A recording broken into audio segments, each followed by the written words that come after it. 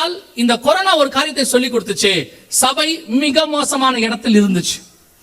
கர்த்தருடைய பெரிய கிருபை, கொரோனாவுக்கு பிறகு ஒரு பெரிய கூட்டம் கர்த்தர் பக்கம் திரும்பி இருக்கிறது. கர்த்தர் பக்கம், வசனத்தின் பக்கம் திரும்பி இருக்கிறது. அந்த கூட்டம் தான் இப்ப நீங்க இங்க உட்கார்ந்து இருக்கிற கூட்டத்தில் ஒரு பகுதி. ஏன்னு சொன்னா வசனத்துக்குன்னு ஒரு கூட்டம் வரவே வராது. வசனத்தை பேசினா கேட்கவும் மாட்டாங்க. அற்புத அடையாளம் ஓடுவாங்க, தீர்க்க தரிசனம் ஓடுவாங்க, வர்ஷிப்பு ஓடுவாங்க, ஏதாவது ஆசீர்வாதம் சொல்லி பாருங்க அப்படியே கூட்டம் நிரம்பி வழியும். சபையிலே வேத பாடம் வச்சு பாருங்க ஆளே வராது. ஆனா இப்போ கொரோனாவுக்கு பிறகு வேத பாடம் வச்சால் ஒரு பெரிய கூட்டம் வருகிறது. கொரோனாவுக்கு பிறகு வசனத்துக்குன்னு ஒரு பெரிய கூட்டத்தை கர்த்தர் திருப்பி இருக்கிறார். அது கர்த்தர் நமக்கு கொடுத்ததால் நல்ல வாய்ப்பு. நான் சொல்லுவேன், கொரோனா ஒரு விதத்துல நமக்கு ஒரு நல்ல வாய்ப்பா மாறிச்சு. அநேகர் தேவன் பக்கம் திரும்பி இருக்கிறார்கள். அல்லேலூயா. வேதம் சொன்னபடி அந்த 9ஆம் அதிகாரம் 4ஆம் வசனம், தீர்க்க தரிசனம் நம் கண்களுக்கு முன்பாக நிறைவேறியது. அப்பமும் ரசமும் ஆலயத்துக்குள் வராமல் தடுத்து நிறுத்தப்பட்டது. ஆனா கர்த்தர் இப்பொழுது மனம் இறங்கி இருக்கிறார். மீண்டும் ஆண்டவர் நமக்கு அப்பத்தையும் ரசத்தையும் எடுக்க என்ன கொடுத்திருக்கிறாரு? வாய்ப்பு கொடுத்திருக்கிறார். ஆனால் இந்த ஒவ்வொரு காரியத்தை சொல்லும் பொழுதும், இந்த செய்தி கொடுக்கும் போதெல்லாம் கர்த்தர் கொடுக்கிற எச்சரிப்பு என்னன்னா, ஒரு முறை கர்த்தர் எச்சரிப்பு கொடுத்தார், ஆலயத்தை தான் மூடினார், எடுக்க விடாம தடுத்தார். இந்த முறை அப்படி செய்ய மாட்டார், சிதறடிக்கப்படுவோம். நான் இத கர்த்தருடைய நாமத்தினாலே உங்களுக்கு சொல்லுகிறேன், சிதறடிக்கப்படுவோம். இனி சபை மூடப்படாது, சிதறடிக்கப்படும். காரணம் என்ன தெரியுமா? கொரோனாவுக்கு முன்னாடி வர கொரோனாவுக்கு பின்னாடி மிகப்பெரிய மோசமான நிலையை சபை போய்கிட்டு இருக்குது. கொரோனாவுக்கு முன்னாடி சினிமா பாட்டு மாதிரி பாடினான், இப்ப சினிமா பாட்டையே பாடுறான் சர்ச்சில். கொரோனாவுக்கு முன்னாடி அவனுக்கு ஒரு பயம் இருந்துச்சு, இப்ப துணிகரம் வந்துருச்சு. கொரோனாவுக்கு முன்னாடி ஒரு தேவ பயம்னு கொஞ்சமாவது இருந்துச்சு, இப்ப தேவ பயம் முற்றிலுமா போயிருச்சு. சபை கொள்ளையர்கள் கூடாரம்லாம் கிடையாது, அதை விட மோசமான இடத்துக்கு போயிட்டு இருக்கு. அதனால அடுத்து கொரோனாவை விட மோசமானது வருதுன்னு WHO சொல்லுது, உலக சுகாதார மையம். 20 மடங்கு சக்தி வாய்ந்தது வருதுன்னு சொல்றாங்க. மிகப்பெரிய யுத்தம் வருதுன்னு சொல்றாங்க. இதெல்லாம் வருதா வரலையா அதெல்லாம் அவங்க சொல்றது இருக்கட்டும். ஆனால் அடுத்து சபை மூடப்படாது. நீங்க லாக்டவுன் மைண்ட் செட்டுக்கு போயிட்டீங்க. அடுத்த லாக்டவுன் வந்தா இப்ப எல்லாருக்கும் என்ன இருக்கு தெரியுமா? அடுத்த லாக்டவுன் வந்துச்சுன்னா பரவாயில்லைங்க, எல்லாம் ஆன்லைன் ஆக்கிட்டோம், சூப்பரா ஆன்லைன் கொண்டாந்தாச்சு, எல்லா சர்ச்சிலையும் வைஃபை போட்டாச்சு, கேமரா வாங்கியாச்சு, இனிமேட்டு லாக்டவுன் வந்தா பிரச்சனை இல்ல, நம்ம லைவா போட்டுடலாம். நல்லா தெரிஞ்சுக்கொள்ளுங்க, நீங்க லைவ் கூட பண்ண முடியாது. அதை விட மோசமான காலம் ஒன்று வருகிறது. காற்று பிடிக்கப்படுகிற காலம் ஒன்று வரும். நீங்க நினைச்சா கூட லைவ் பண்ண முடியாது. சிதறடிக்கப்படுகிற காலம் ஒன்று வருகிறது. நீங்க முதலாம் உலக யுத்தத்தையும் 2ஆம் உலக யுத்தத்தையும் கேள்விப்பட்டதில்ல அல்லது படிச்சதில்லை. அதை விட மோசமான காலம் ஒன்று வருகிறது. இதுதான் கொரோனா வரதுக்கு முன்னாடியும் 1.5 வருஷம் கர்த்தர் சொல்லிக்கிட்டே இருந்தாரு. ஜனங்கள் செவிசாய்க்கவில்லை. நினிவே காலத்து ஜனங்களை மாதிரி இருந்திருக்கணும், ஆனா எல்லாம் நோவா காலத்து ஜனங்க மாதிரி இருந்தாங்க. இப்ப திருப்பியும் சொல்றாரு ஆண்டவர், இதை விட மோசமான காலம் ஒன்று வருகிறது. இனி நோ மோர் லாக்டவுன். லாக்டவுனை விட மோசமான சிதறடிக்கிற காலம் ஒன்று.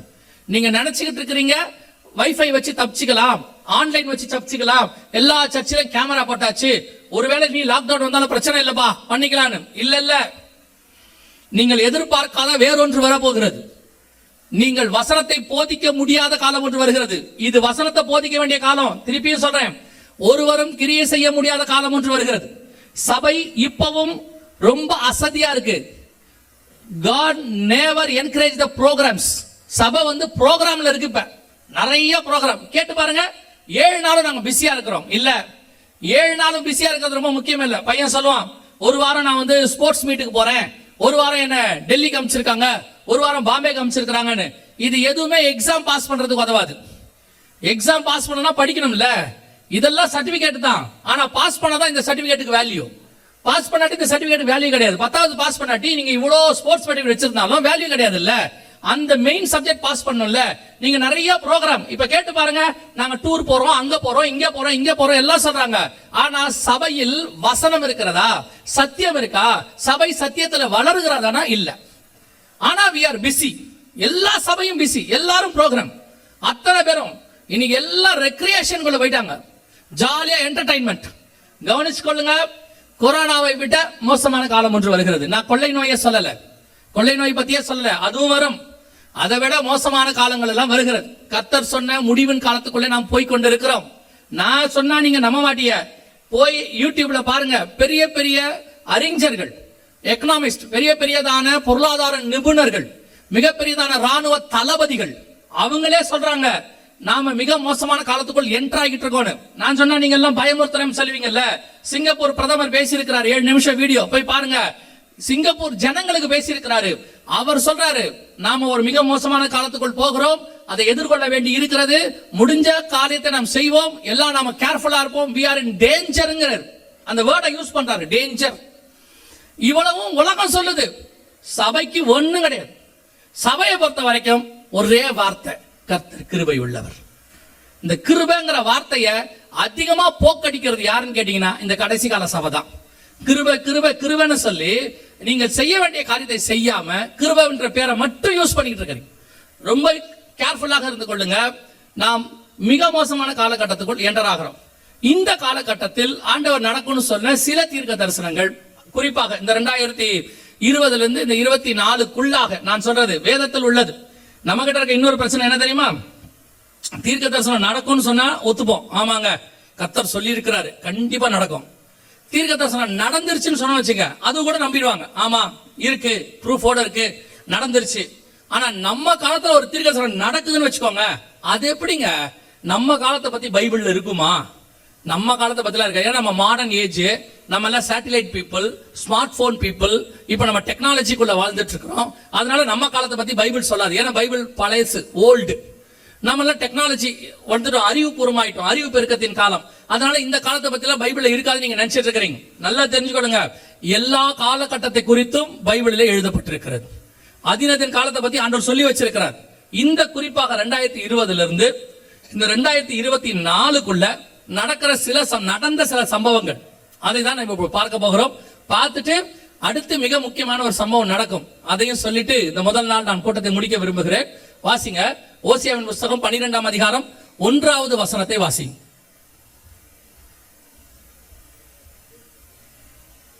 எபிராயிம் காற்றை மேய்ந்து கொண்டற் காற்றை பின்தொடர்கிறான்.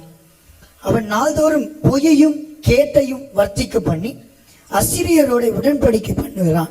எகிப்துக்கு எண்ணெய் கொண்டு போகப்படுகிறது. இந்த வசனம் எதை பத்தி சொல்லுதுன்னா, 3-4 முக்கியமான தீர்க்க தரிசனங்கள் அங்கே உரைக்கப்படுகிறது. 12:1 சொல்லுது, எப்ராயிம் காற்றை மேய்ந்து கொண்டற் காற்றை பின்தொடர்கிறான். காற்றை மேய்தல் என்றால் என்ன? நல்லா இன்னைக்கு யங்ஸ்டர்ஸ் நிறைய பேர் வந்திருக்கிறீங்க, கொஞ்சம் நல்லா கவனிங்க. ஏன்னா யங்ஸ்டர்ஸ் என்ன பிரச்சனைன்னு கேட்டீங்கன்னா, அவங்க ஏதாவது ஒரு டிகிரி படிப்பாங்க, இல்லை படிச்சு முடிச்சிருப்பாங்க.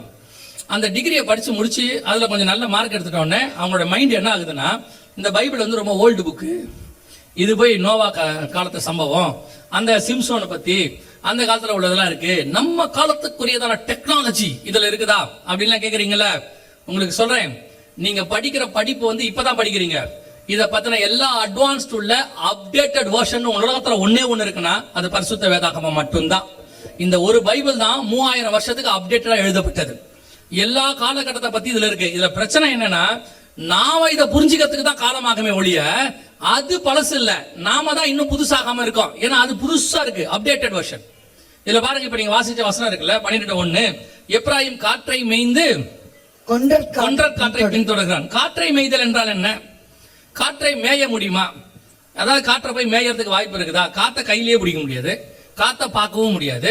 அதை எப்படி மேய முடியும் அப்படின்னு கேட்டீங்கன்னா, இப்போ உங்க எல்லாருக்கும் தெரிஞ்ச பிடிச்ச ஒரு சங்கீதம் இருக்கு, 23ஆம் சங்கீதம். அது என்ன சொல்லுது?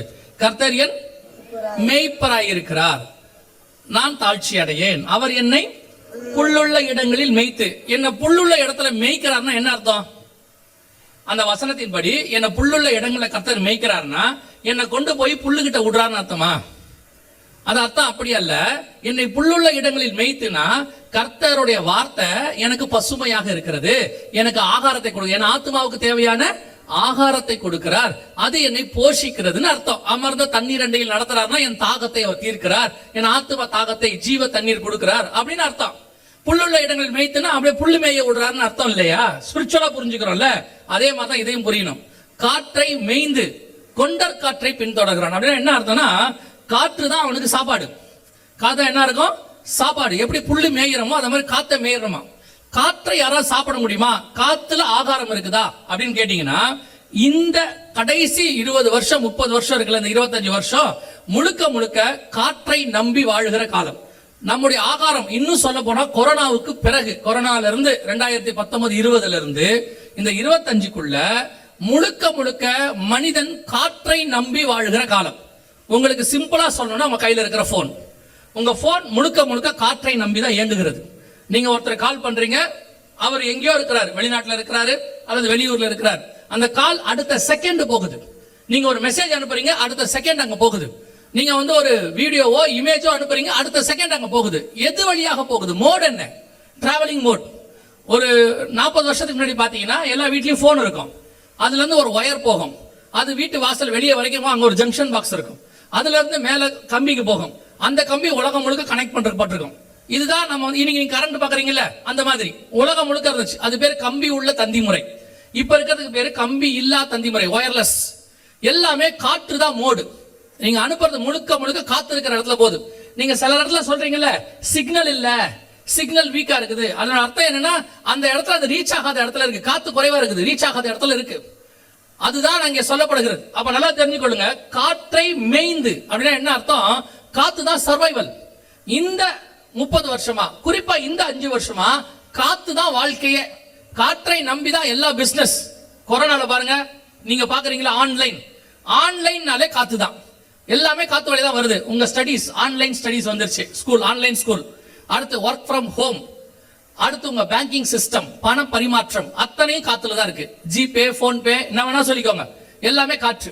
யோசிச்சு பாருங்க, நீங்க உங்களுடைய பேங்க்குக்கான போன்ல ஜிபேல இருந்து அனுப்புறீங்க. நீங்க இருக்கிறது இப்ப இங்க இருக்குன்னு வச்சுக்கோங்களேன், சாந்தோம்ல இந்த இடத்துல ஏரியால இருக்கிறீங்க, உங்க பேங்க் டி நகர்ல இருக்குன்னு வச்சுக்கோங்க. நீங்க இங்க இருந்து ஒருத்தருக்கு பணம் அனுப்புறீங்க, அவரு பெங்களூர்லயோ இல்ல டெல்லிலயோ இருக்கிறார், அவருடைய பேங்க் ஹைதராபாத்ல இருக்குன்னு வச்சுக்கோங்க. நீங்க அனுப்புற பணம் அடுத்த செகண்ட் அவருக்கு போகுது பாம்பேக்கு, அவர் இருக்கிற இடத்துக்கு டெல்லிக்கு போகுது. அதை விட பெரிய ஆச்சரியம் என்ன தெரியுமா? நீங்க அனுப்பின உடனே டி நகர்ல இருக்கிற உங்க பிரான்ச்ல பணம் குறையுது, அதே நேரத்துல ஹைதராபாத்ல இருக்கிற அவர் பிரான்ச்ல பணம் ஏறுது. இவ்வளவோ ஒரு செகண்ட் நடக்குது. எது வழியா நடக்குது? நீங்க நினைக்கிறீங்க ஏதோ ஜிபேன்னு. நான் சொல்றது ஒரு எக்ஸாம்பிள் மட்டும்தான். இவ்வளவு எவ்வளவு நேரத்துல நடக்குதுன்னா ஒரே ஒரு செகண்ட். அத்தனைக்கும் மூல காரணம் மோடு எதுன்னு கேட்டீங்கன்னா காற்று. அப்போ காற்றை மேய்கிற காலம் இல்ல, காற்றை மேய்ந்து கொண்டிருக்கிற காலம். காற்று தான் நம்ம வாழ்க்கையோட அஸ்திவாரம். இப்ப யோசிச்சு பாருங்க, செல்போன் இல்ல உங்க வாழ்க்கை என்ன? ஒரு வேலை கிடைக்குமா இன்னைக்கு? உங்களால ஒரு ஓடிபி இல்லாம வாழ்க்கையை ஓட்ட முடியுமா? ஒரு ஆதார் வாங்க முடியுமா? ஒரு கம்பெனில போய் வேலை வாங்க முடியுமா? எதுவுமே செய்ய முடியாது. ஒரு காலேஜுக்கு நீங்க போய் அட்மிஷனுக்கு போங்க, அவங்க அத்தனையுமே த்ரூ போன் தான் பண்றாங்க. அவன் நமக்கு அந்த ப்ராஸ்பெக்டஸ் சொல்லுவாங்க, அந்த ப்ராஸ்பெக்டஸ் அனுப்புறதுக்கு அவங்க நம்மகிட்ட போன் நம்பர் தான் கேட்கறாங்க. ஃபீஸ் ஸ்ட்ரக்சரை கேட்டா ஸ்கேன் பண்ணுங்கன்றாங்க. ஒரு ஹோட்டலுக்கு போய் உட்காந்து சாப்பிட போங்க, போன உடனே மெனு கார்டை ஸ்கேன் பண்ண சொல்றாங்க. அவங்க சார் மெனு கார்டை ஸ்கேன் பண்ணுங்கன்றாங்க. அத்தனையும் காற்று. ஓசியா 12:1 100% நிறைவேறிடுச்சு. நம்ம கண்ணுக்கு முன்னாடி தான் போயிட்டு. நாம ஓசியா 12:1 தான் இருக்கிறோம். காற்றை மேய்கிற காலம். அதை விட மிக முக்கியம், அந்த 2வது லைன் சொல்லுது, கொண்டர் காற்றை பின்தொடர்கிறான். கொண்டர் காற்றுனா என்ன அப்படின்னு பாத்தீங்கன்னா, இங்கிலீஷ்ல பாத்தீங்கன்னா the wind from east அப்படின்னு இருக்கும். கிழக்கிலிருந்து வீசும் காற்று அப்படின்னு இருக்கு. 4 காத்து இருக்குது இல்லையா? வடக்குல இருந்து வீசினா வாடை, தெற்குல இருந்து வீசினா தென்றல் அப்படி சொல்றோம்ல. அதே மாதிரி கிழக்குல இருந்து வீசினா அதுக்கு பேர் கொண்டல்னு பேரு. கொண்டர் காற்றை பின்தொடர்கிறான். இங்கிலீஷ்ல wind from east இருக்கு. ஏன் இந்த கிழக்குல இருந்து வீசும் காற்றுன்னு இருக்குன்னா அதுக்கு நிறைய காரணங்கள் இருக்கு பைபிள்ல. உங்களுக்கு எடுத்து சொன்னோம்னா, தானியேல் 7ஆம் அதிகாரம் 3-4 வசனத்துல 4 காற்றுகள் வீச கண்டேன் அப்படின்னு இருக்கும். பூமி 4 திசைகளிலிருந்து 4 காற்றுகள் வீச கண்டேன். இப்ப நீங்க கடைசியா வெளிப்படுத்தின விசேஷத்துக்கு போயிட்டீங்கன்னா, சூரியன் உதிக்கும் திசையிலிருந்து ராஜாக்கள் எழும்பி வர கண்டேன். வெளிப்படுத்தல் 16, 12, 13 இருக்கு. சூரியன் உதிக்கும் திசைனா கிழக்கு. இந்த கிழக்குல இருந்து ராஜ்யபாரம் வரணும், எழுச்சி வரணும், கிங்டம் அப்படின்னு இருக்கு பைபிள்ல. அதான் wind from east. அதோட அர்த்தம். அதுல பெரிய ஆச்சரியம் என்னன்னு கேட்டீங்கன்னா, இதை நான் பார்த்த போது எனக்கு புரிஞ்சதை நான் உங்களுக்கு சொல்றேன். இதோட மிக முக்கியமான விஷயம் என்ன, நீங்க 5G பாக்குறீங்க இல்லையா? 5G இருக்கு இல்லையா? இந்த 5G டெக்னாலஜி முழுக்க முழுக்க from east. ஹூவே இது. இதுக்கு முன்னாடி உள்ளதெல்லாம் from west. 2G 4G வரைக்கும் வெஸ்ட். இந்த 5G இருக்குல்ல, இது முழுக்க முழுக்க from east. அது பரவாயில்ல. முந்தா நேத்து பார்த்திருப்பீங்க நினைக்கிற நியூஸ்ல, சைனா 10G கொண்டாந்துருச்சு. சைனா இப்ப என்ன பண்ணிருச்சு? 10G கொண்டாண்டாங்க. 10G என்பது சைனாவுடைய technology. fraction of the second. அவன் சொல்றான் எத்தனையோ GB டவுன்லோட செகண்ட்ஸ்ல பண்ண முடியுமா? அதுவும் டெக்னாலஜி from சைனா ஈஸ்ட்.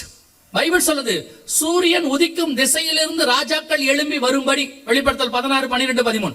கர்த்தர் சொன்னபடி துல்லியமாக கொண்டல் காற்றை பின்தொடர்கிற காலம். we are all following the wind from the east இருக்கு. இப்போ அதான் நடக்குது. நாம எல்லாமே இப்போ 5G குள்ள வந்துட்டோம்.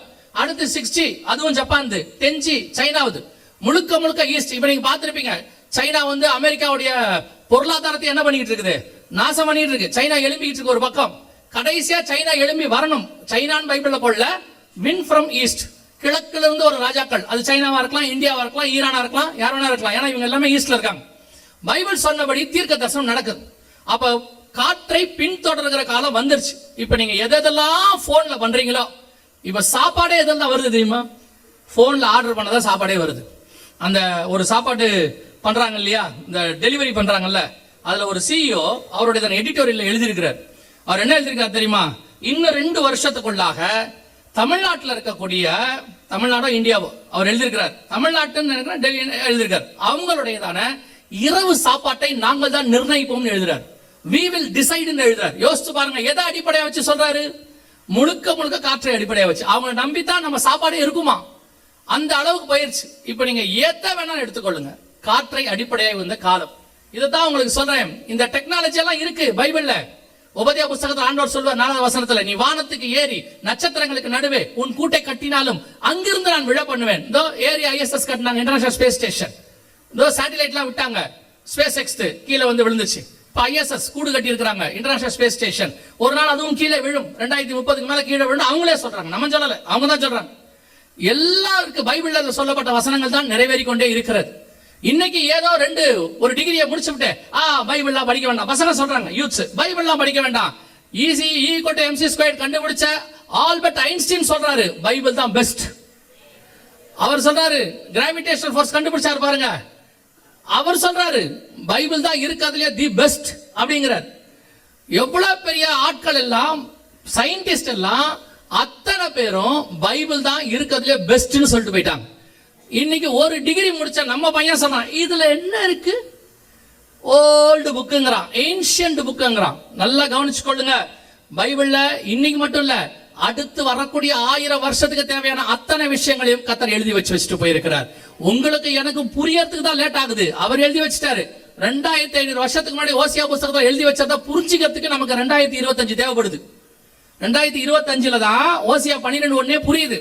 அதுலயும் எவ்வளவு அழகா அவர் எழுதி இருக்கிறார் பாருங்க. 12:1 அவன் நாள்தோறும், அந்த 12:1 சொல்லுது, எப்ராயிம் காற்றை மேய்ந்து கொண்டல் காற்றை பின்தொடர்கிறான், அவன் நாள்தோறும் பொய்யையும் கேட்டையும் வர்த்திக்க பண்ணி. அப்படின்னா என்ன அர்த்தம்? இந்த காத்தை வச்சுட்டு அவன் என்ன பண்ணுவானா, நாள்தோறும் பொய்யையும் கேட்டையும் வர்த்திக்க பண்ணி. இதுதான் நீங்க பாக்குற மீடியா, இன்னைக்கு இருக்கிற மீடியா. முடிஞ்சிருச்சு.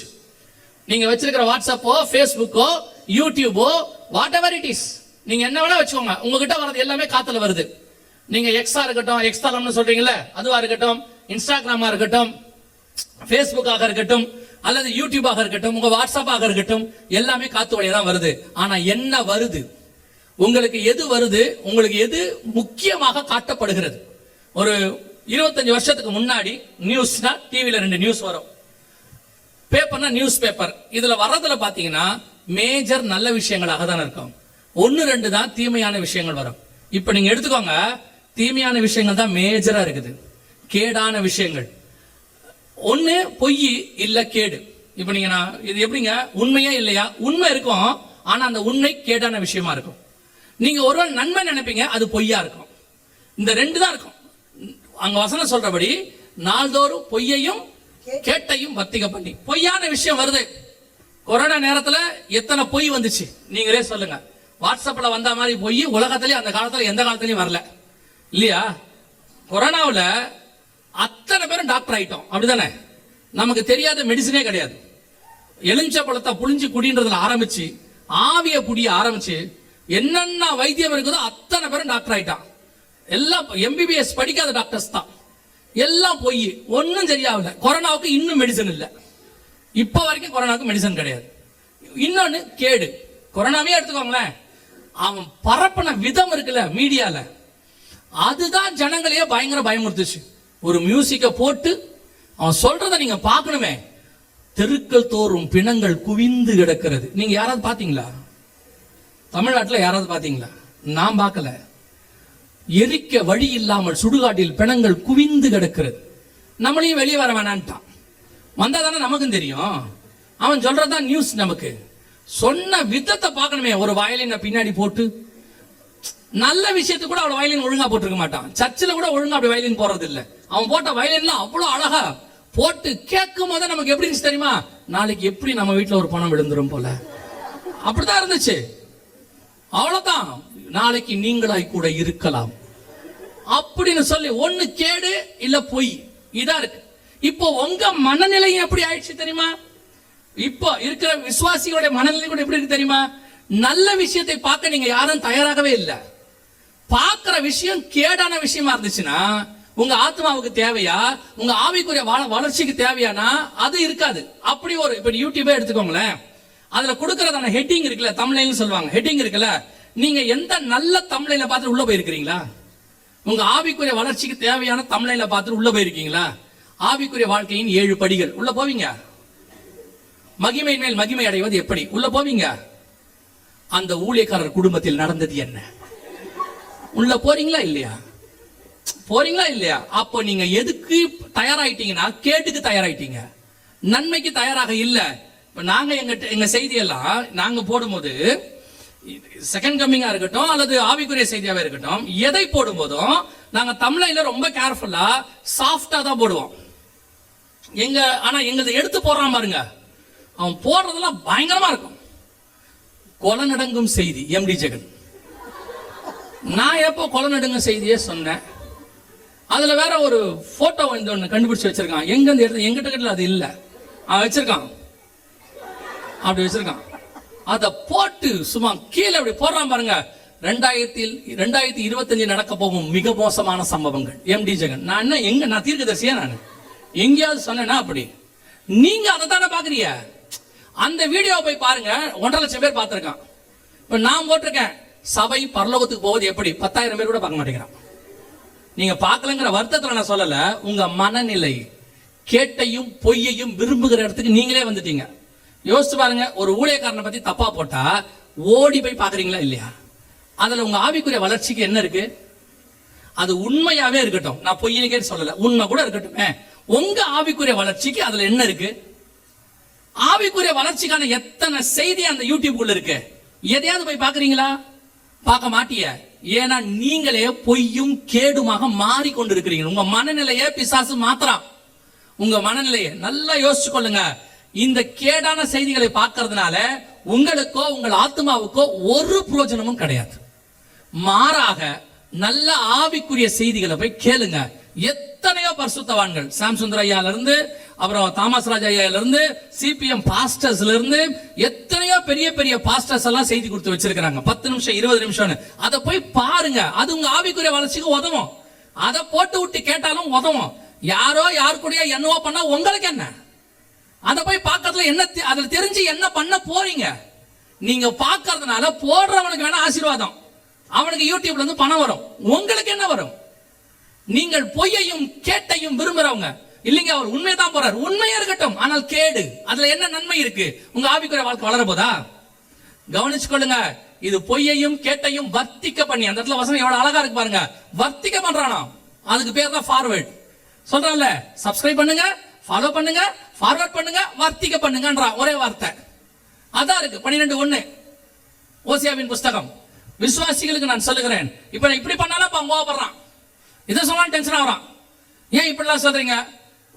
நீங்க ஆவிக்குரிய வாழ்க்கையில வளர்ந்தாதான் பரலோகத்துக்கு போக முடியும். நீங்கள் எதை அதிகமாக கேட்கிறீங்களோ அதே மாதிரி மாறுவீர்கள். அதான உண்மை தானே? நீங்க நல்ல ஃபாதர் பெர்க்மன்ஸ் பாட்டை கேளுங்க, சிஸ்டர் சாரணவரிஜி பாட்டை கேளுங்க, உங்க ஆவிக்குரிய வாழ்க்கை வளரும், வளர்ந்துகிட்டே போகும். நீங்க உட்காந்து கேட்டுக்கிட்டே இருங்க. இப்ப நீங்க ஒரு காமெடி, சினிமா காமெடி இருக்குன்னு வச்சுங்களேன், கேட்டுக்கிட்டே இருங்க. 10 நிமிஷத்துல அந்த ஆள் மாதிரியே நீங்களும் பேசுவீங்க. வருதா இல்லையா வாயில? அந்த வார்த்தை வருதா இல்லையா? எதை கேட்கிறீங்களோ அதுவாய் மாற்றுவீர்கள். இப்போ உங்க காது செய்யற பாவத்தை உங்க கண்ணு செய்ய வச்சிருக்கான். தயவு செய்து சொல்லுகிறேன், நல்ல ஆவிக்குரிய பாடல்களை கேளுங்க, ஆவிக்குரிய செய்திகளை கேளுங்க. பொய்யையும் கேட்டையும் நீங்க வர்த்திக்க பண்ணாதீங்க, நீங்க அதுக்கு பின்னாடி போகவும் போகாதீங்க. நல்ல வேதத்தை வாசிங்க, நல்ல ஜெபம் பண்ணுங்க, இதுதான் பரலோகத்துக்கு கூட்டு போகும். இந்த மாதிரி பொய்யும் கேடும் என்ன செய்யாது, பரலோகத்துக்கு கூட்டிட்டு போகவே போகாது. ரொம்ப கேர்ஃபுல்லாக இருந்து கொள்ளுங்க. கர்த்தர் கடைசி காலத்தில் உங்களையும் கணக்கு கேட்பார். உங்ககிட்ட கர்த்தர் சொன்னது என்ன? போய் சகல ஜனங்களுக்கும் சுவிசேஷத்தை, அதை ஃபார்வர்ட் பண்றீங்களா? அதை ஆண்டவரை பத்தி சொல்றீங்களா? சொல்ல மாட்டீங்க. அதை சொல்றதுக்கு நீங்க யாரும் தயாராகவே இல்லை. ஏன்னு சொன்னா அதை சொன்னா அவங்க ஏதாவது நினைப்பாங்க. சுவிசேஷம் சொன்னா அவங்க கோச்சிப்பாங்க. அவங்க ஏதாவது நம்மளை திட்டுவாங்க. வாங்குங்க திட்டு, ஆண்டவருக்காக திட்டுவாங்க, வேற யாருக்கு திட்டுவாங்க வரீங்க? ஆனா அதுவே ஒரு மோசமான விஷயத்தை ஃபார்வர்ட் பண்றதுக்கு நீங்க தயங்குறதே இல்லை. ஃபார்வர்ட் பண்றது மட்டும் இல்ல, ஒருவேளை அந்த ஆள் பார்க்கலன்னா போன் பண்ணி கேட்கறது, நான் ஒன்னு அனுப்புனேனே பார்க்கலையே நீ இன்னும். எவ்வளவு தீவிரமா இருக்கீங்க பாருங்க. ஒரு கேட்ட பரப்புறதுல இருக்கீங்க. எனக்கு ஒரு பாஸ்டர் அப்படி அனுப்பி விட்டாரு. போன் பண்ணி சொல்லிட்டேன், ஐயா இனிமேட்டு இந்த செய்தி எனக்கு என்ன செய்யாதீங்க, யாரை பத்தி அனுப்பாதீங்க, வசனத்தை அனுப்புங்க பாக்குறேன், ஆளை பத்தி மட்டும் அனுப்பாதீங்கன்னு சொல்லிட்டேன். எனக்கு அதுல என்ன பிரயோஜனம் இருக்கு? ஒரு பிரயோஜனம் இருக்க போகிறது இல்லை.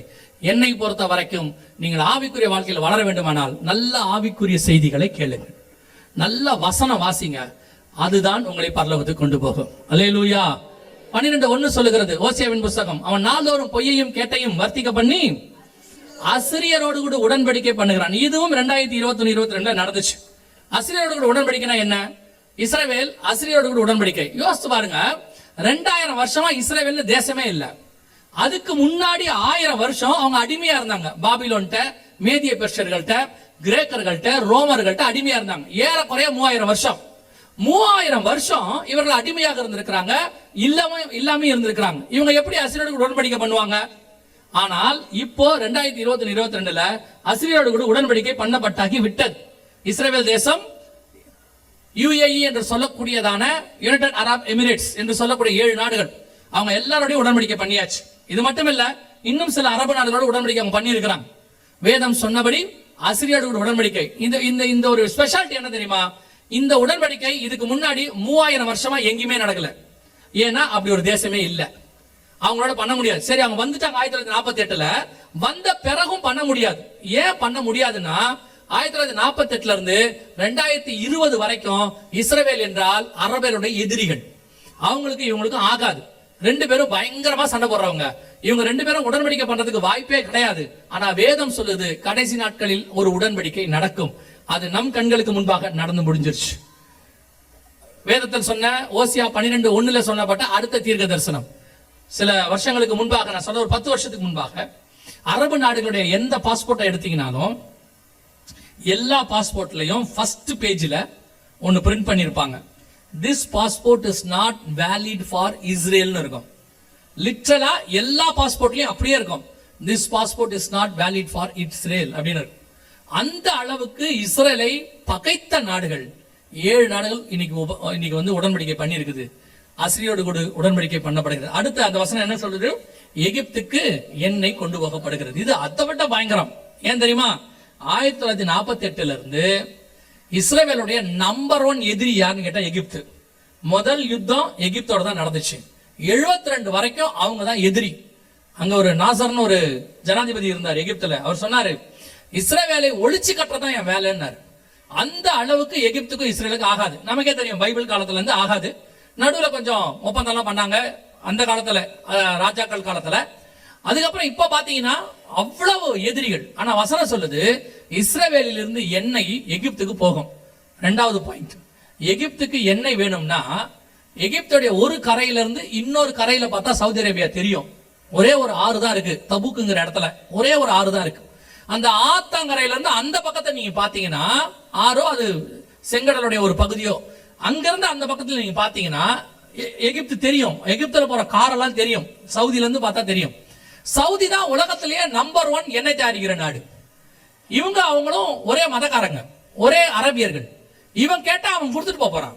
ஆனா வசனம் சொல்லுது, இஸ்ரேல்ல இருந்து எண்ணெய் எகிப்துக்கு போகும். இது அதை விட மோசம். எப்படி முடியும்? பக்கத்துல அதை விட நிறைய ஒரு நண்பர் இருக்கான், இவங்கிட்ட கேட்காம யாரும் எதிரி கிட்ட கேட்பாங்களா?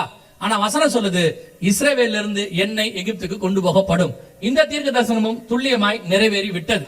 2022 இஸ்ரேல்ல இருந்து லேவியதான் அப்படிங்கறதான ஒரு மெத்தட், லேவியதான் கடல் பாம்பு அப்படின்னு நம்ம சொல்றோம் இல்லையா, அதன்படி கடல் வழியாக பெரிய பைப் போட்டு எண்ணெய் கொண்டு போகப்பட்டாகி விட்டது. இப்ப காட்டுவாங்க பாருங்க, ஒரு பெரிய பைப் போகும், அப்படியே இஸ்ரேலுடைய கடல் எல்லையிலிருந்து எகிப்துக்கு முழுவதுமாக எண்ணெய் கொண்டு போகப்பட்டது.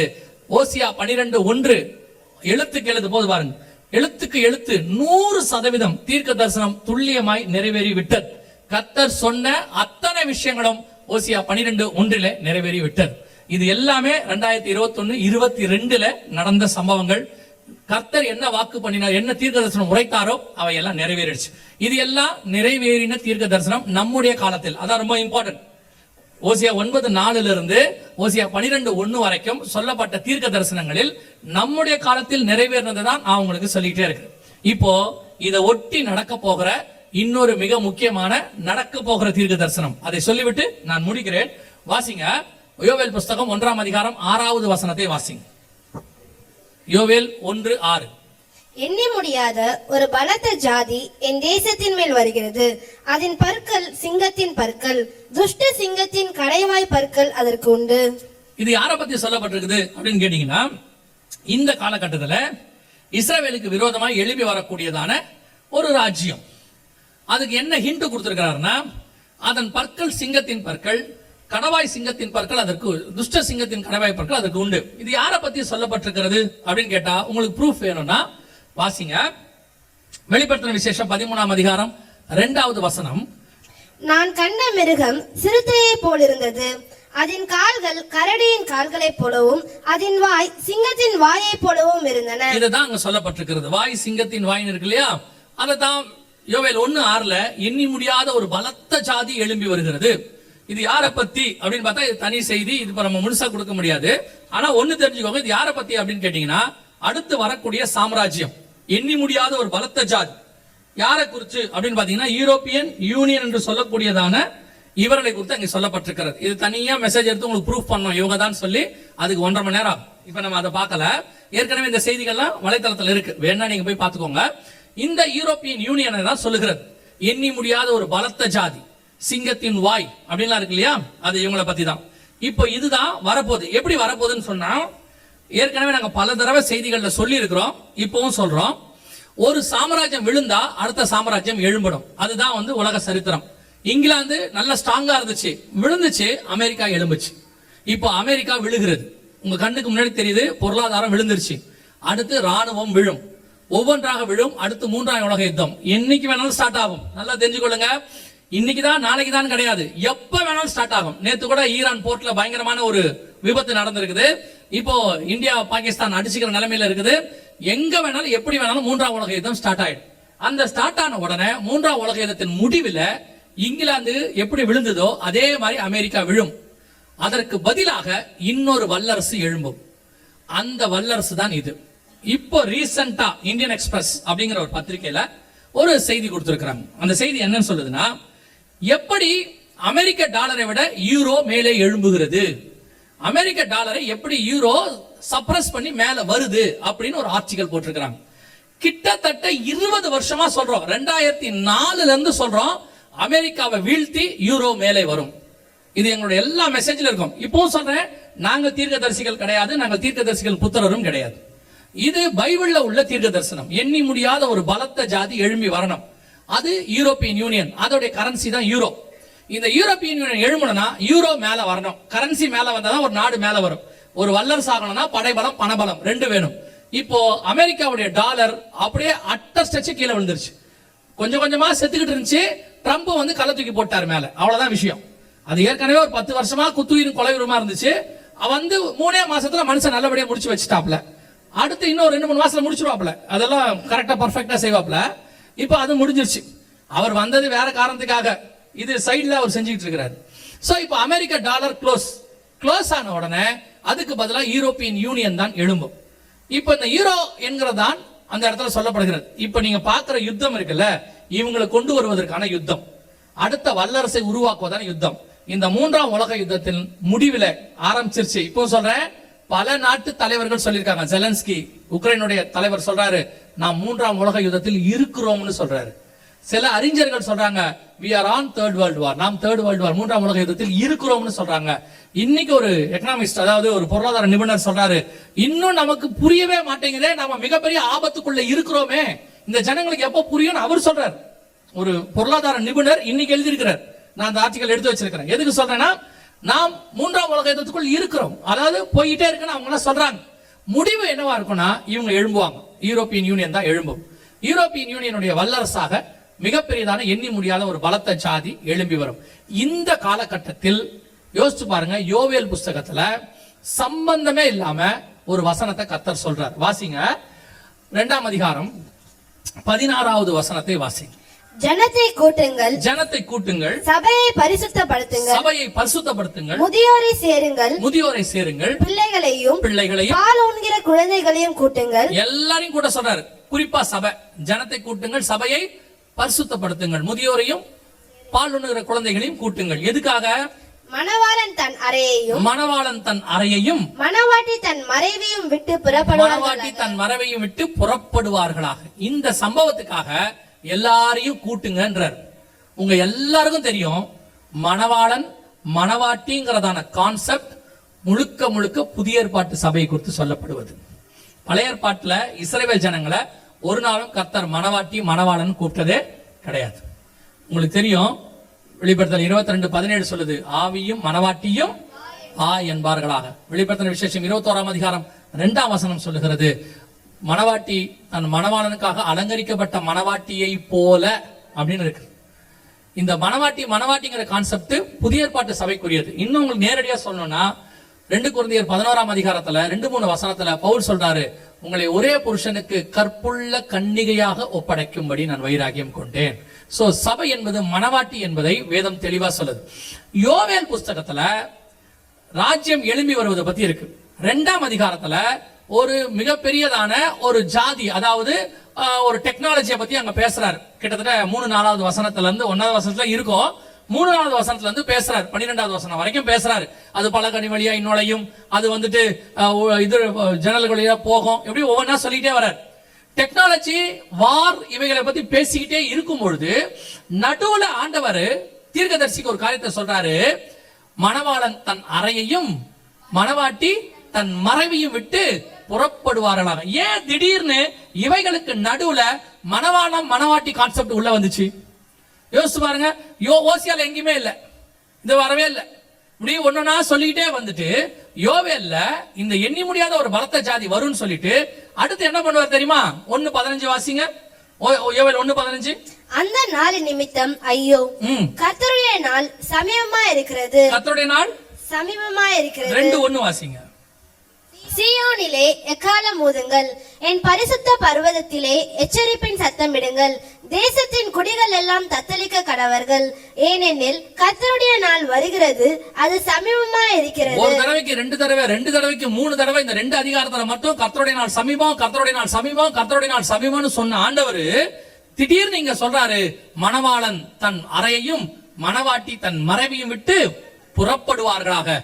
கரெக்டா யோவேல் 12:1 வரைக்கும் எல்லாம் நடந்துருச்சு. மன்னிக்கணும், ஓசியா 12:1 வரைக்கும் எல்லாம் நடந்துருச்சு. யோவேல் 1:6க்கான தீர்க்க தரிசனம் நடந்து கொண்டு இருக்கிறது. வார் ஸ்டார்ட் ஆயிடுச்சு. இது முடியும் போது அடுத்த வல்லரசு எழும்பும். அமெரிக்கா டவுன் ஆன உடனே இன்னொரு மாற்று கரன்சியை கொண்டு வரணும்பாங்க. அப்படிதான் 1930 பண்ணாங்க. செகண்ட் வேர்ல்ட் வார் முடிவடையும் போது டாலரை, பவுண்டை விட்டுட்டு டாலரை கொண்டு வந்தாங்க. சோ அதே மாதிரி இப்ப செய்ய போறாங்க. அதாவது அமெரிக்கா டவுன் ஆயிடுச்சு, இப்ப டவுன் ஆகி அடுத்து வரப்போகுது. அதுக்கான ப்ராசஸ் ஸ்டார்ட் ஆயிடுச்சு. இது வர்றதுக்கு முன்னாடி, இது வரும்போது வேதம் தெளிவா சொல்லுது, அதுக்கு நடுவுல மணவாளன் தன் அறையையும் மணவாட்டி தன் மறைவையும் விட்டு புறப்படுவார்களாக.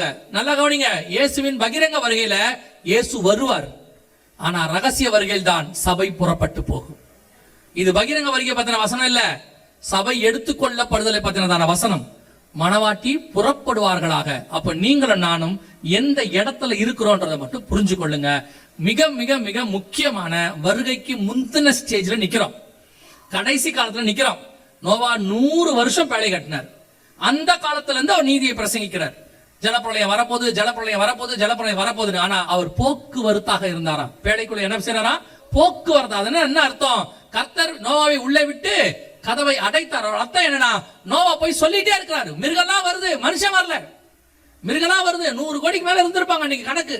ஏன்னா எல்லா ஒரு வேத வல்லுநர்கள் ஆராயும் போது சொல்றாங்க பல கோடி மக்கள் இருந்திருப்பாங்க அப்படின்னு சொல்றாங்க. ஏன்னா அன்னைக்கு எல்லாம் எல்லாரும் 100 வயசு, 200 வயசு, 300 வருஷம், 900 வருஷம், 800 வருஷம் உயிர் வாழ்ந்தவங்க. அப்போ எல்லாருமே மினிமம் ஒரு 100 கோடியாவது இருந்திருக்கும் அப்படிங்கிறாங்க. அவ்வளவு கோடி ஜனங்க இருக்கும் போது நோவா ஒருத்த மட்டும் போய் சொல்லிட்டே இருக்கான், ஜலப்பிரளயம் வருது, வாங்க வாங்கன்னு. அவன் 100 வருஷமா சொல்லும் போது ஜனங்களுக்கு ஒரு அசால்ட்னஸ். ஆமா, நோவா இப்படித்தான் 100 வருஷமா சொல்றாரு வரப்போகுது வரப்போகுதுன்னு. நானும் பாக்குறேன், கிட்டத்தட்ட இந்த ஆளு சொல்லிக்கிட்டே இருக்கிறான். ஒன்னும் வந்தா மாதிரி தெரியல. ஏன்னா 500வது வருஷம் கர்த்தர் பேசினாரு, 600 வருஷம் ஜலப்பிரளயம் வந்துச்சு, 100 வருஷமா சொல்றாரு. சொல்ல சொல்ல ஜனங்களுக்கு ஒரு நிர்விசானம். ஆமா, இந்த ஆள் சொல்லிட்டே இருப்பான், அதெல்லாம் வராதுங்க அப்படின்னு. அதே நிர்விசானம். ஏன்னா ஆண்டவர் சொல்றார், நோவா காலத்தில் எப்படி இருந்ததோ அப்படியே மனுஷகுமாரன் வரும்போது இருக்கும். அதே நிர்விசானம் சபைக்கு. ஆமா, இப்படிதான் 2000 வருஷமா சொல்றாங்க, வருக வருது வருக வருதுன்னு. இதுக்கு முன்னாடி அவர் சொன்னாரு, இதுக்கு முன்னாடி இவர் சொன்னாரு, இப்ப இவர் சொல்றாரு. அதெல்லாம் ஒண்ணும் வராதுங்க. நிர்விசானத்தின் கூட்டம். சடுதியாய் ஒரு நாள் வரும். திடீரென்று கர்த்தர் நோவாவை உள்ளே விட்டு கதவை அடைப்பார். திடீரென்று கர்த்தர் கதவு திறக்கப்படும். மணவாட்டியை கூட்டிட்டு போய் கதவை அடைத்து விடுவார். அங்க அடைக்கப்பட்ட கதவு இங்கேயே அடைக்கப்படும். அப்ப நாம இந்த வருகைக்கு ஆயத்தமா இருக்க வேண்டியது அவசியம். என்ன கொடுமைனா, மிருகமெல்லாம் உள்ள போயிருச்சான் பேழைக்குள்ள, 8 பேரை தவிர வேற எந்த மனுஷனும் உள்ள போலையாமா. அந்த நிலைமையில தான் இன்னைக்கு சபை இருக்குது. நான் ஒரு இடத்துல சொன்னதுக்கு ஒரு ஊழியக்காரர் கோச்சுக்கிட்டார். ஒரு சபையில இருந்து 8 பேர் போயிட்டா பெரிய விஷயம்னு சொன்னேன். அவர் கோச்சு, என்ன நீங்க என் சபையில இருந்து 8 பேர் தான் போவாங்கன்றீங்களா? நான் அப்படி சொல்லவே இல்லை. எல்லாரும் போகணும் தான் ஆசை, ஆனா 8 பேர் போயிட்டா பெரிய விஷயம். ஏன்னா இன்னைக்கு சபையினுடைய நிலைமை 8 பேராவது போவாங்களா? ஏன்னா இவங்களுக்கு எல்லாம் வருகை தெரியும், ஆயத்தம் இருக்கான்றதான் கேள்வி. வரட்டும் பாத்துக்கலாம், வந்தா பாத்துக்கலாம். எல்லாருக்கும் அப்படி ஒரு விஷயம், ஒரு நிர்விசானம், உணர்வில்லாத இருதயம். வசனம் தெளிவா சொல்லுது, மணவாளன் தன் அறையையும் அவருடைய வலது பார்சத்திலிருந்து புறப்பட போகிறார். மணவாட்டி தன் மறைவையும், உன்னத பாட்டு சொல்லுகிறது, கண்மணியின் வெடிப்புகளிலும் சிகரங்களின் மறைவிடங்களிலும் தங்கியிருக்கிற என் புறாவே உன் முகரூபத்தை காண்பி. அப்போ மணவாட்டி கண்மலையின் மறைவிலிருந்து வெடிப்பிலிருந்து புறப்பட போகிறாள். மணவாளன் அவருடைய அறையிலிருந்து, பிதாவின் அறையிலிருந்து புறப்பட போகிறார். 2 பேரும் மத்திய ஆகாயத்தில் சந்திக்க போகிறார்கள். இதுதான் வசனம் சொல்லுது. மணவாளன் தன் அறையையும் மணவாட்டி தன் மறைவை விட்டு புறப்படுவார்களாக. ஆனா அந்த மணவாட்டி புறப்படணும்னா என்ன செய்யணுமா? வசனம் சொல்லுது, ஜனத்தை கூட்டுங்கள், சபையை பரிசுத்தப்படுத்துங்கள், முதியோரையும் பாலுணுகிற குழந்தைகளையும் கூட்டுங்கள். இன்னைக்கு சபை ஆயத்தம் அடைய வேண்டிய இடத்துல இருக்குது. சபை கர்த்தரை சந்திக்க வேண்டிய இடத்துல இருக்கு. எப்போ மணவாளன் வந்தாலும் போக வேண்டிய இடத்துல இருக்கு. இருக்கா? அதான் கேள்வி, அதான் கொஸ்டின். இயேசு வருவாரும் தெரியும், கையில பைபிள் இருக்கு, வசனம் தெரியும், ப்ரூஃப்ஸ் தெரியும், பார்த்தாச்சு, எல்லாம் ஓகே. பட் போவோமா? நல்லா கவனிச்சுக்கொள்ளுங்க. ஏதோ ஒருத்தன் கத்திட்டு இருக்கிறான், சும்மா இருந்தாலும் இப்படித்தான் பேசுவான், நீங்க நினைக்கலாம். ஒரே விஷயம் கிடையாது. நான் எப்பவும் சொல்றேன், இப்ப கடைசி காலத்துல ஆண்டவர் இன்னும் சொல்ல வச்சிருக்கிறாரு. நேத்து ஒரு ஊழியக்காரர் நைட்டு 10-11 மணிக்கு போன் பண்ணார். இல்ல, இன்னைக்கு காலையில போன் பண்ணார். ஒரு 10 மணிக்கு போன் பண்ணார். பதறி போய் பேசினார். என்னாச்சு பாஸ்டர்? பிரசங்கம் பண்ணிக்கிட்டே இருந்தேன், திடீர்னு ஆண்டவர் ஒரு சத்தத்தை என் காதுல கேட்க பண்ணாரு. இதோ நான் வாசப்படியிலிருந்து கதவை தட்டுகிறேன் அப்படின்னு. நான் சாதாரணமா ஆயிடுச்சு எனக்கு. ஏன்னா இது நம்ம எப்பவும் பேசுற வசனம் தானே, கேட்கிற வசனம் தானே. ஆமா பாஸ்டர், இது வெளிப்படுத்த விஷயத்துல இல்ல. ஆண்டவர் சொல்றாரு, நான் இப்பொழுது தட்டுகிறது கடைசி தட்டாக இருக்கும், எப்ப வேணாலும் நான் வருவேன். அந்த அந்த அர்ஜென்சி, அந்த பிரசங்க நேரத்தில் அவருக்குள்ள ஆவியானவர் உணர்த்துறது, கர்த்தர் மிக வேகமாக தட்டுகிறார். லாஸ்ட் மினிட்டுக்குள்ள நம்ம இருக்கிறோம். விசுவாசிகளுக்கு நான் சொல்லுகிறேன், நீங்கள் ஆயத்தப்பட்டு சந்திக்க வேண்டிய இடத்துக்கு வந்து விட்டீர்கள். கதவு அடைக்கப்படுகிற நேரம் வந்து விட்டது. கர்த்தர் உள்ளே விட்டு கதவை அடைப்பார். அன்னைக்கு 1,20,000 பேர் இருந்ததான அந்த நினிவே ஜனங்களுக்கு பரிதவிச்சார் கர்த்தர், பரிதவிக்கிறார். அதே பரிதவிப்பு இன்னைக்கும் கர்த்தருக்கு இருக்கிறது. அதனால்தான் ஆண்டவர் அந்த எச்சரிப்பை உங்களுக்கு கொடுத்துக்கிட்டே இருக்கிறாரு. இன்னும் காலம் செல்லும், இன்னும் காலம் செல்லும்னு நீங்க இருந்துகிட்டே இருந்தீங்கன்னா, நான் எப்பவும் சொல்றத உங்களுக்கும் சொல்றேன், உங்கள் ரத்த பழிக்கு நான் நீங்களா இருக்கிறேன். சொல்ல வேண்டியது, நான் இவரு வீக் டேஸ்ல ஆனா வீக் டேஸ்ல இருந்தா கூட பரவாயில்ல, 2 நாள் டேட் கொடுங்க அப்படின்னு கேட்டார். எந்த வீக்கெண்டும் இல்ல பாஸ்டர், எல்லா வீக்கெண்டும் ஆண்டவர் எங்கேயாவது ஒரு இடத்துல கத்த வச்சிருக்கிறாரு. சின்ன சபை, பெரிய சபை, கிராமம், சிட்டி, அதெல்லாம் கணக்கே கிடையாது. எங்க போய் சொல்றாரோ, ஆண்டவர் சொல்றாரோ போய் சொல்லிட்டு இருக்கிறோம். அதெல்லாம் எங்களுக்கு முன்ன பின்ன தெரியாத ஊரா கூட இருக்குது. எங்க தங்க வைப்பாங்க என்னன்னு கூட தெரியாது. ஆனா போய் நாங்க நீங்க போன இதுக்கு போகணும். தம்பியெல்லாம் ரொம்ப கஷ்டப்பட்டான். கிட்டத்தட்ட 2-3 மணி நேரத்துக்கு மேல ரோட்லயே வண்டியில படுத்து தூக்கிட்டு கிடந்தோம். காலெல்லாம் அவனே சொல்லிட்டான், காலெல்லாம் வலிக்குதுப்பான்ட்டான், அந்த அளவுக்கு. ஆனா அதை பத்திலாம் நோ இஷ்யூஸ். ஆண்டவர் இப்பொழுது மிக அர்ஜென்ட்டாக சொல்லி கொண்டிருக்கிறார், நீங்கள் ஆயத்தமாக வேண்டிய கடைசி இடத்துக்கு வந்துட்டீங்க. இப்போ உங்களுக்கும் அது சொல்லப்படுகிறது. பாஸ்டர் கேட்டாங்க, அண்ணே வீக்கெண்ட் இல்லாட்டி பரவாயில்லண்ணே, ஒரு வீக் டேஸாவது 2 நாள் கொடுங்க. ஏன் இந்த விருப்பத்தை, ஏன் இந்த அர்ஜென்சியை அவருக்கு ஏற்படுத்தினார் தெரியுமா? இந்த ஜனங்களை காப்பாற்ற வேண்டும் என்று கர்த்தர் விரும்புகிறார். அதுக்கு அவர் எவ்வளவு செலவு பண்றாங்க, என்ன பண்றாங்க, அதெல்லாம் வேற. அதுக்கு பின்னால் ஒன்றே ஒன்றுதான் உண்டு, ஆத்ம ஆதாயம் மட்டும், ஆத்மாக்களை காப்பாற்றுவது மட்டும். நேற்று ஒரு நியூஸ் படிச்சேன், அது உண்மையா பொய்யான்னு தெரியல, ஆனா வலைத்தளத்தில் இருக்கு, நீங்க போய் பார்க்கலாம். நம்ம ஏரியா பக்கம் பாகிஸ்தான் போயிருக்கு, பாகிஸ்தான் விமானம் பறந்துச்சான். இது போட்டிருக்கிறாங்க, சென்னைக்கு மிக அருகாமையில் பாகிஸ்தான் போர் விமானங்கள் பறந்துச்சு அப்படிங்கிறாங்க. எது என்ன நடந்துச்சுன்னு தெரியாது, அந்த நியூஸ்ல போட்டிருந்தாங்க. எது உண்மையா பொய்யானு எனக்கு தெரியாது. ஆனா ஒண்ணு மட்டும் நிச்சயம், நம்முடைய ஆண்டவர் வரப்போவது மிக நிச்சயம். அல்லேலூயா. நமக்கு ஆண்டவர் வாய்ப்பு கொடுத்திருக்கிறார், எப்ப வேணாலும் வருவார். இது தெரியாம ஒரு பெரிய கூட்டம் வெளியே இருக்கு, ஆனா உங்களுக்கும் எனக்கும் கர்த்தர் தெரியப்படுத்தி இருக்கிறார். யூத ஜனங்கள்ல இயேசுதான் மேசியான்னு தெரியாம ஒரு பெரிய கூட்டம் இருந்துச்சு. ஆண்டவர் சொன்னாரு, போய் கேட்டாங்க, நீர் மேசியாவானால் எங்களுக்கு சொல்லும், எது வரைக்கும் வேதனைப்படுத்துவீர்? இயேசு சொன்னாரு, நான் பலமுறை உங்களுக்கு சொன்னேன், நீங்கள் மந்தையின் ஆடுகளாய் இராதபடியினாலே உங்களுக்கு தெரியலன்னாரு. ஆனா உங்களுக்கும் எனக்கும் கர்த்தர் தெரியப்படுத்தி இருக்கிறார். அப்படின்னா நாம் அவர் மந்தையின் ஆடுகளாய் இருக்கிறோம்.